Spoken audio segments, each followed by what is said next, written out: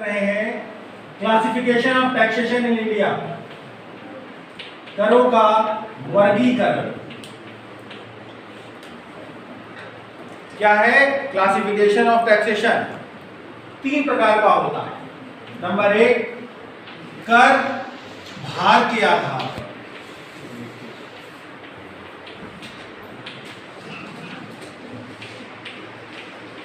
बेटा नंबर 2, कर की दर के आधार।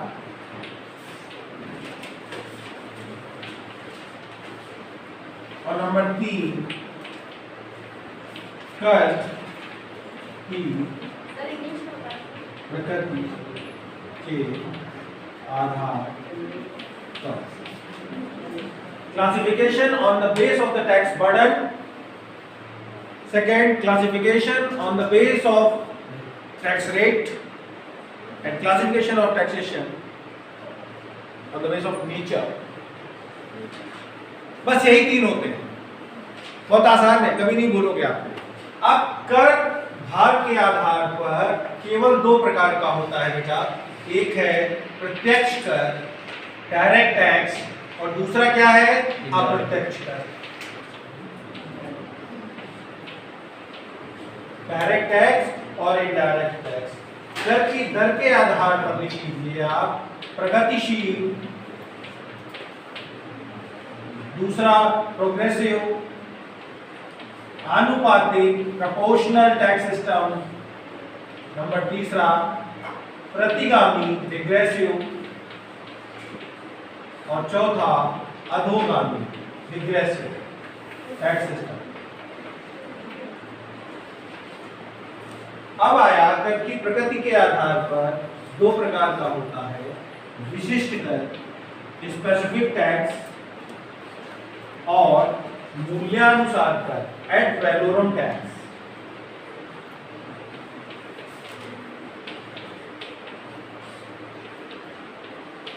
ठीक बेटा, तो classification of taxation basically 3 types का है। टैक्स रेट के आधार पर, टैक्स रेट के आधार पर, और नेचर ऑफ टैक्सेशन के आधार पर। वेट के आधार पर डायरेक्ट टैक्स और इनडायरेक्ट टैक्स। जिस व्यक्ति पर लगाया जाए वही व्यक्ति टैक्स के वेट को बियर करे, this is called direct tax. For example income tax. Indirect tax जिस पर लगाया जाए वो दूसरे पर शिफ्ट कर दे। ठीक है, अब आया प्रगतिशील, प्रोग्रेसिव, प्रोपोर्शनल, रिग्रेसिव और डिग्रेसिव। अब यहां पर आप एक ही मैं आपको बनाऊंगा, एक ही में आपको सारे समझ में आ। एक तरफ आए पहले कॉलम में, दूसरे कॉलम में हो गया क्या? टैक्स रेट, और तीसरे कॉलम में हो गया कर से हमको क्या आय प्राप्त हुई। कर से आय या कर से प्राप्त आय। ठीक दिखाई दे रहा है विशाल? एक ही टेबल बना दे रहे, कॉलम यही रहेंगे। ठीक है नेहा, तुम्हारी इनकम 100 रुपए। ठीक, जब तुम्हारी इनकम 100 रुपए थी, सरकार ने आपसे टैक्स लिया कितना? 2%। कितना हुआ? 2। क्लियर? अब नेहा तुम्हारी आय 100 रुपए से बढ़कर कितनी हो गई? सरकार ने टैक्स कितना लिया? 3%, 6। अब आय कितनी हो गई?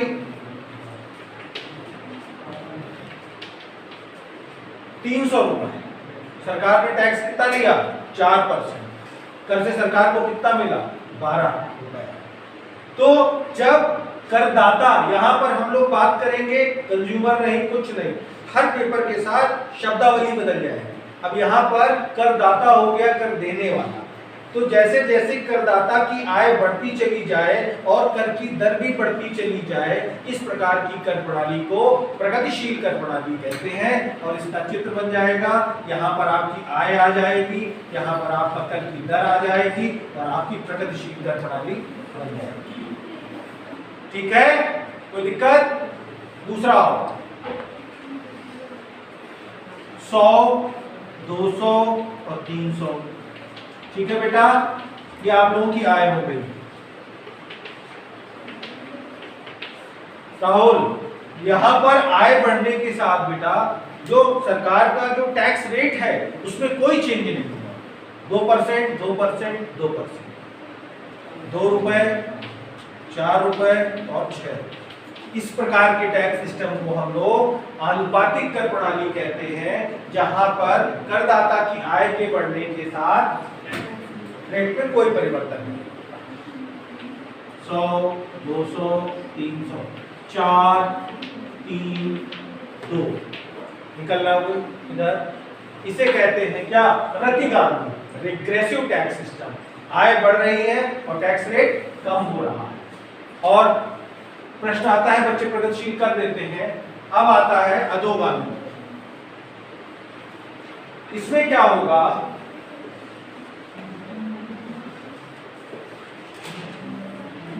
300 तक तो कंटिन्यू रहेगा।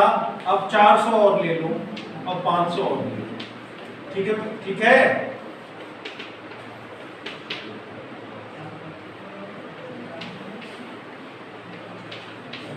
ठीक, पहले क्या हुआ? इनकम बढ़ रही है, टैक्स रेट बढ़ रहा है। फिर एक जगह इनकम बढ़ने के बाद टैक्स रेट कांस्टेंट हो गया। भारत में 15 लाख रुपए के ऊपर से आय वाले जितने लोग हैं सब पर 30% टैक्स लगता है।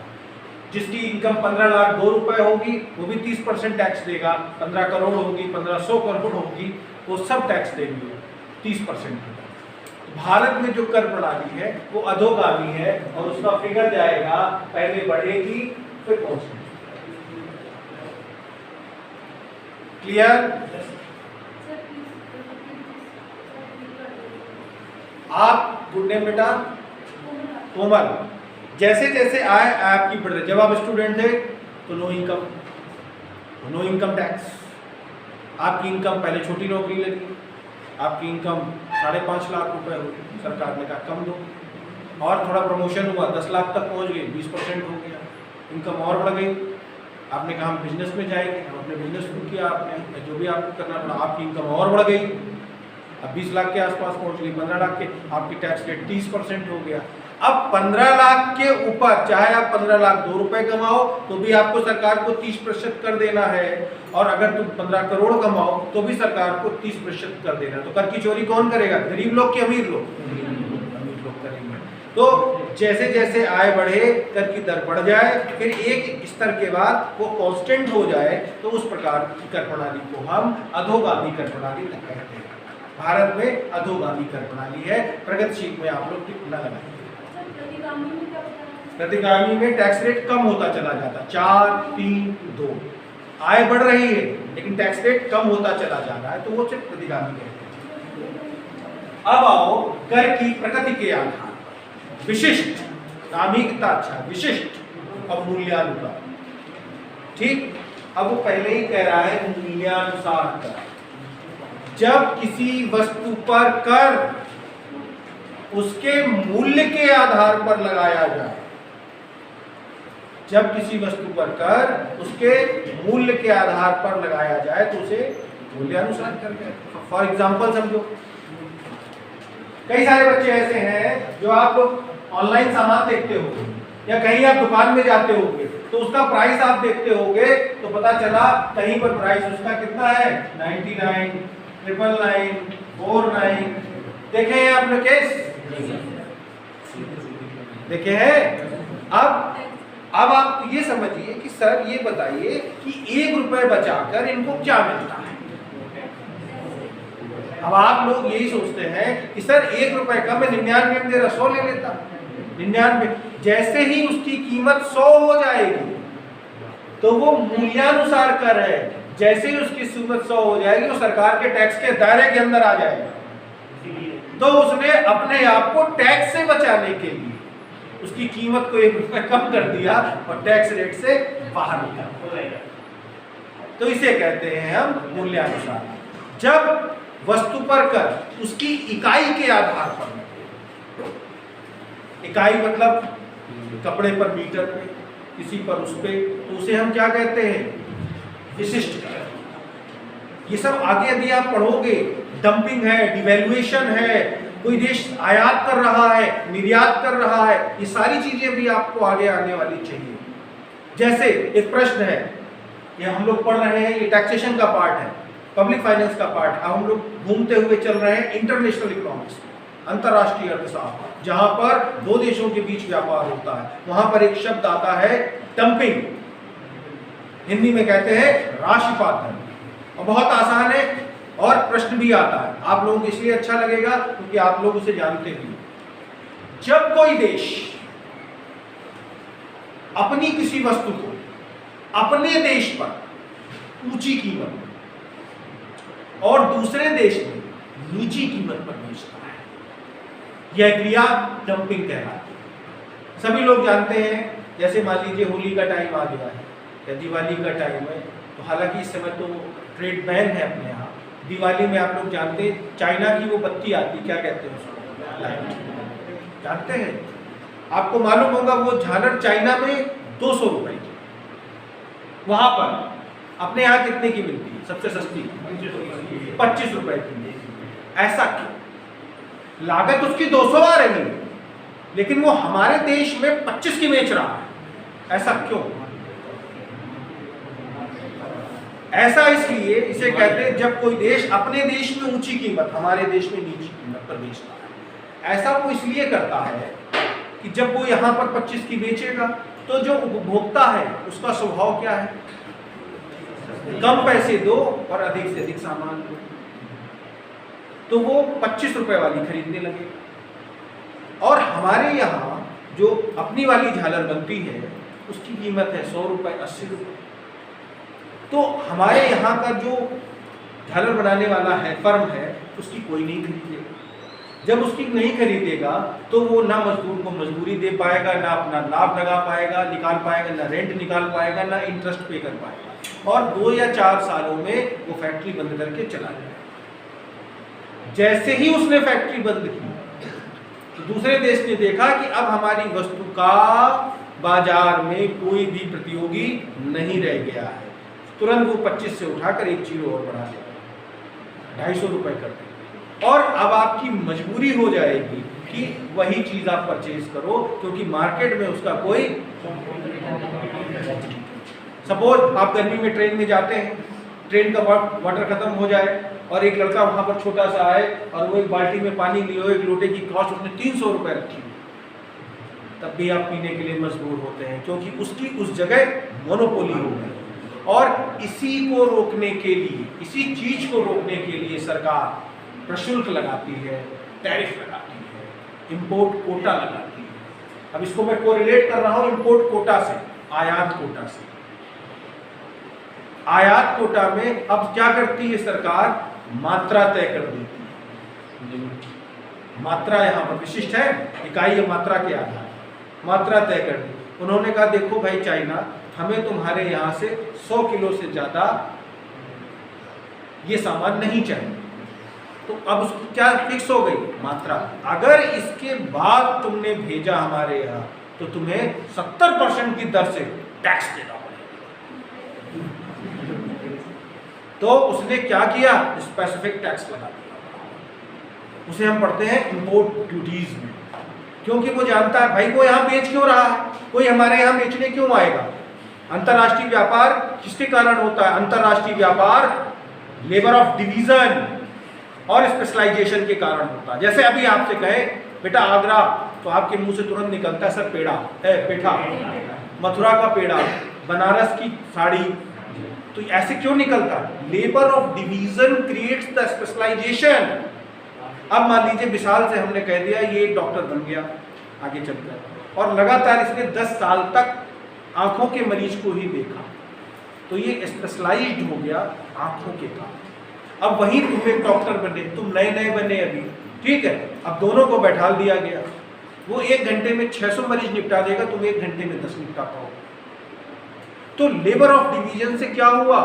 सबसे पहला टाइम सेविंग, दूसरा ये स्पेशलाइज्ड आदमी है, मान लीजिए अगर ये प्रोड्यूसर है या मिस्त्री है, प्रोडक्शन इंक्रीज और कॉस्ट डिक्रीज।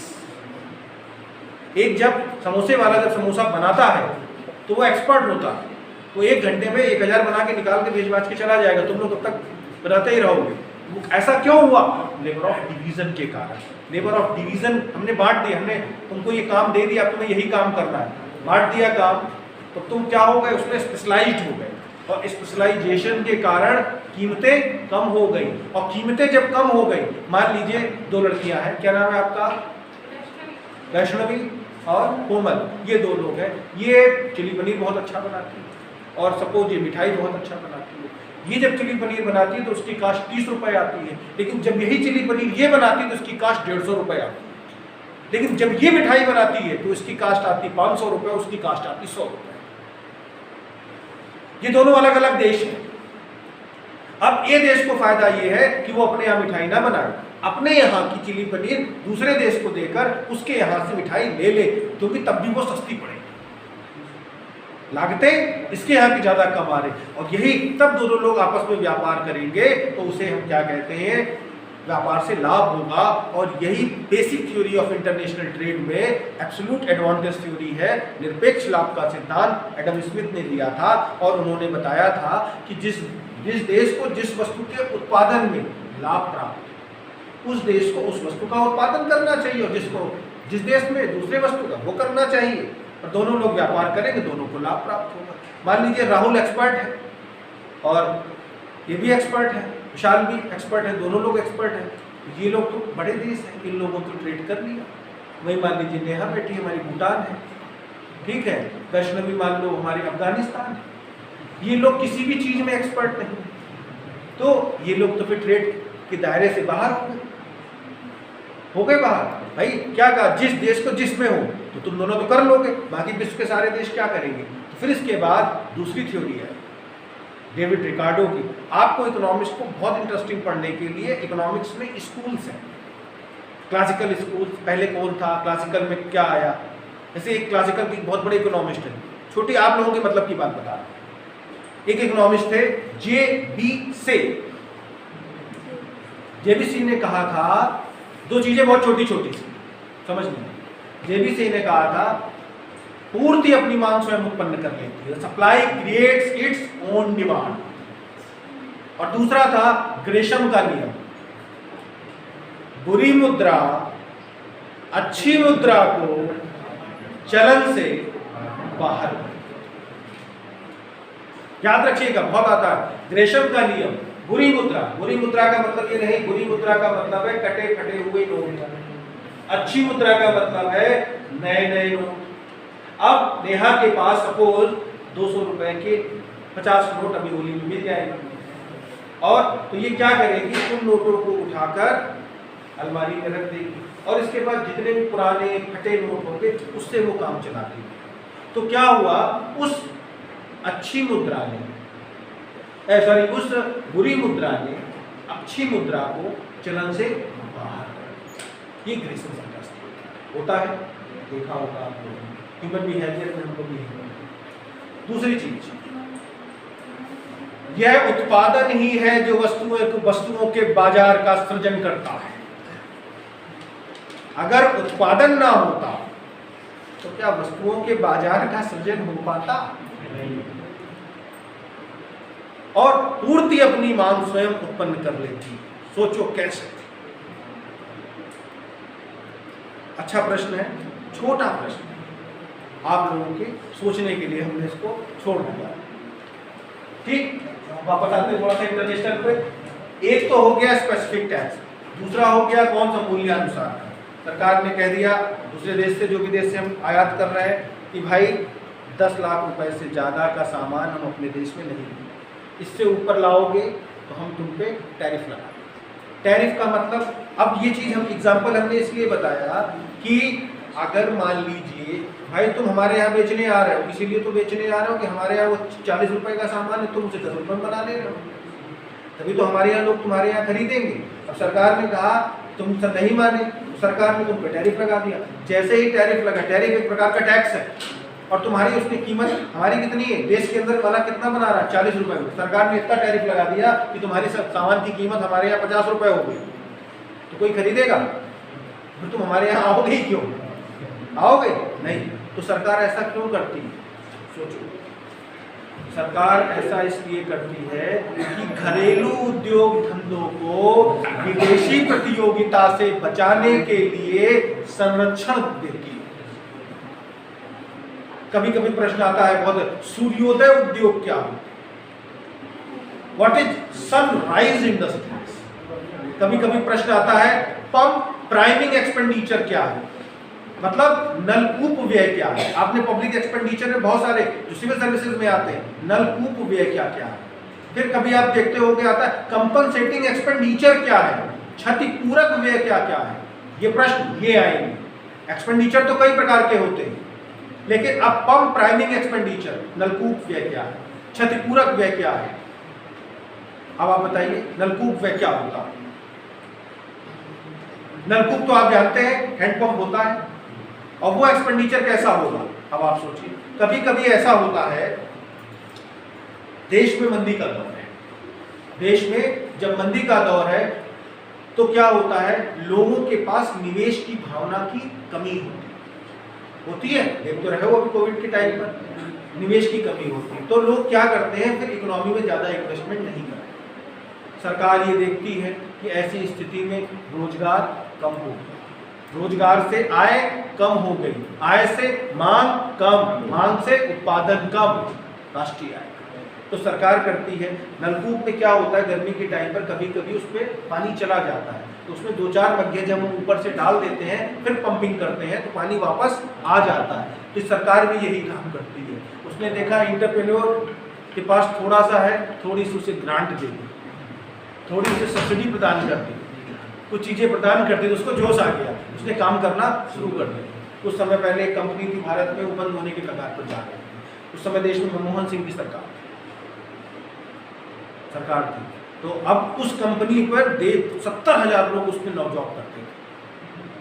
अब वो कंपनी के मालिकों ने हाथ ऊपर खड़े कर दिए, बोला नहीं हम नहीं कर पाएंगे। तो सरकार को पता चला, अरे 70,000 लोग उस पर जॉब करते थे, अब ये सोचो प्रत्यक्ष या अप्रत्यक्ष रूप पर कितने लोग रोजगार उसके उन 70,000 लोगों पर आश्रित हों।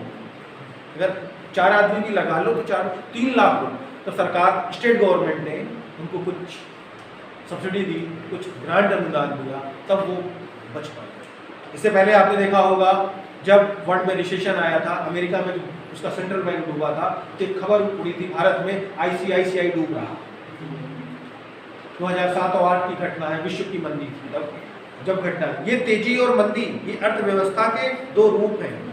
हेंसन एक इकोनॉमिस्ट था जिन्होंने कहा था 7 से 11 वर्ष में तेजी आएगी और 7 से 11 वर्ष में मंदी आएगी। आगे वाली क्लास में हम आपको बताएंगे किस तरीके से ये तेजी आती है और किस प्रकार से ये मंदी आती है। और ये ऐसा नहीं है कि इसका कोई सॉल्यूशन है, ये आएगी ही आएगी। कभी कभी निवेश की भावना बढ़ेगी, जब लोगों पर निवेश आएगा, निवेश होगी, आय, उत्पादन, रोजगार सब बढ़ेंगे, ये लगातार बढ़ते हैं।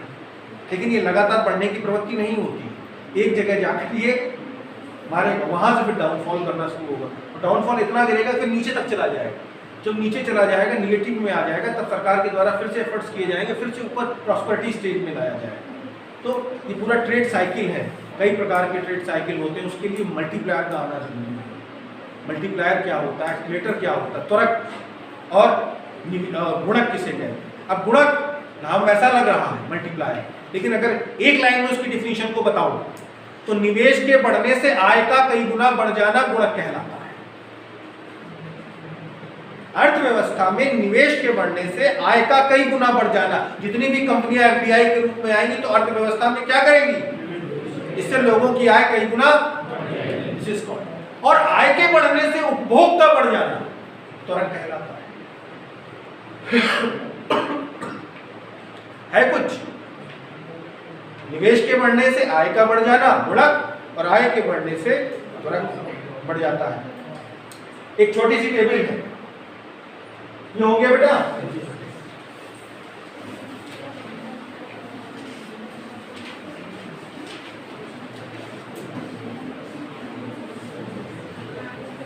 कभी कभी ये 12 फॉर्मूले हैं और ये सब नेशनल इनकम से रिलेटेड है, और ध्यान से याद रखिएगा ये 12 फॉर्मूले हैं, ये नेशनल इनकम से रिलेटेड है और हर बार आते घुमा फिरा और बच्चे भूल जाते हैं।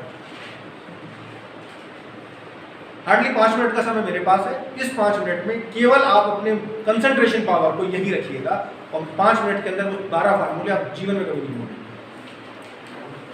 GNPMP,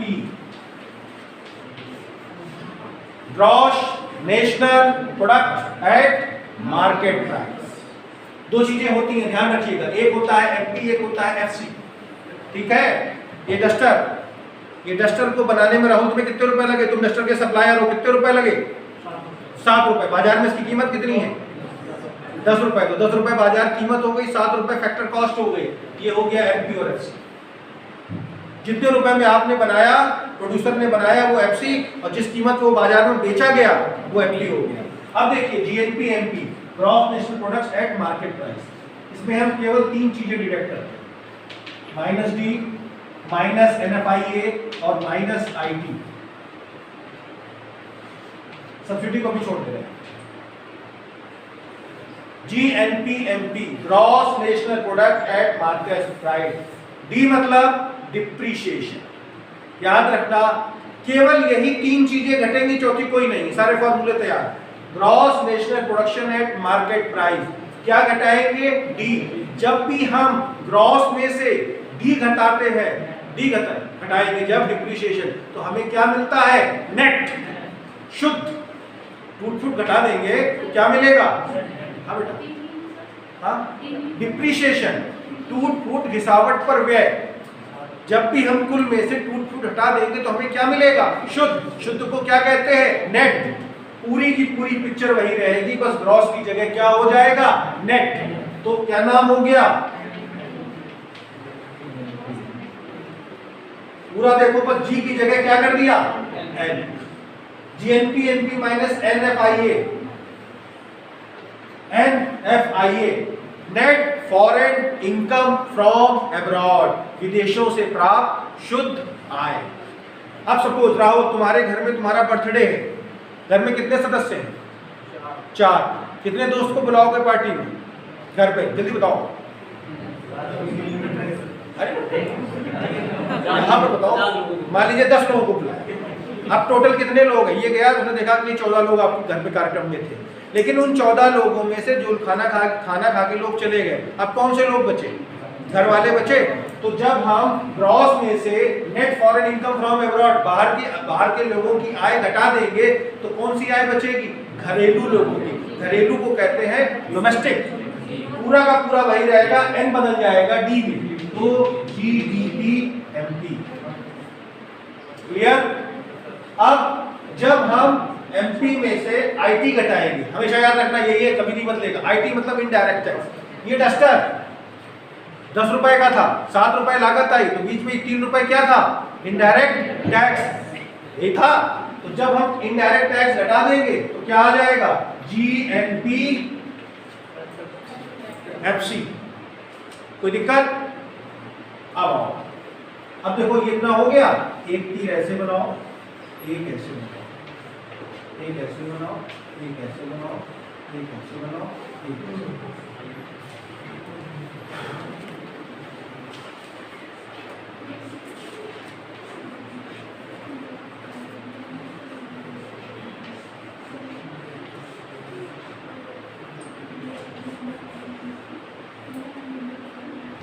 अब आप लोगों को अच्छी तरीके से पता है 2 मिनट। अब आप लोग, अब देखो यहाँ टेक्निकल चीज क्या है, बस इसके आपने कॉन्सेप्ट को पकड़ लिया। ये 12-14 फार्मूला आपको हमेशा याद हो जाएंगे। आपको फार्मूला क्या लिखना है? GNPMP minus depreciation is equal to एनएनपीएमपी।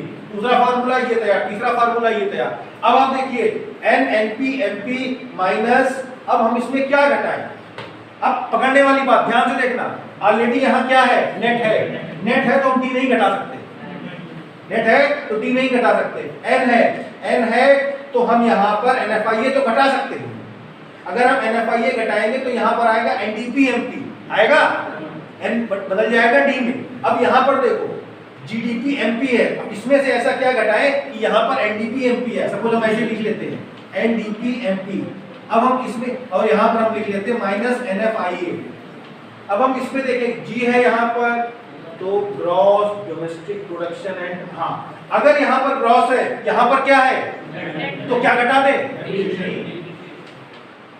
यहाँ पर डी आ गया, NFIA आ गया। अब NNP MP है, ये क्या घटाए, तो GNP FC और NNP MP, यहाँ पर FC है, यहाँ पर MP है, ये नेट है, यहाँ नेट है, यहाँ ग्रॉस है, ठीक है, यहाँ पर FC है, यहाँ पर MP है। अब ये आपको मिलाना है ऐसी। अब यहाँ देखो NFIA घट गया, NFIA घट गया और D घट गया, नहीं ये D इधर का है ना, ये D इस तरफ का है ना।